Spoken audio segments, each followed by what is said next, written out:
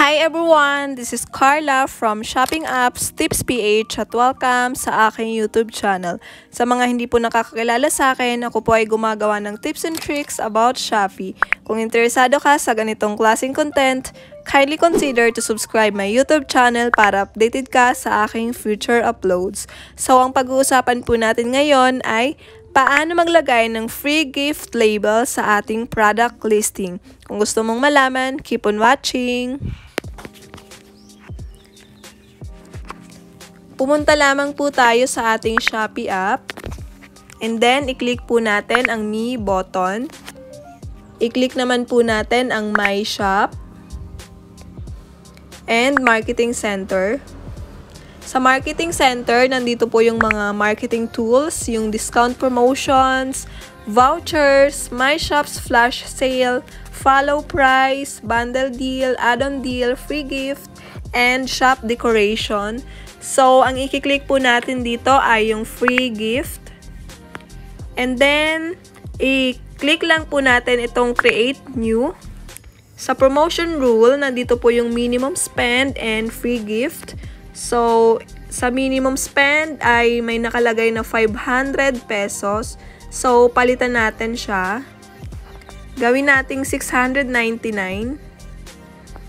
And sa eligible gift, i-click lang po natin itong add at least one gift. Ayan. So, i-search na lang po natin kung ano yung gusto nating maging free gift. Yung sa akin po ay ball pen. Ayan. And then, i-check lang natin. And add button. Confirm. Ayan. Apply to. Yung sa akin po ay reviewer. Ayan.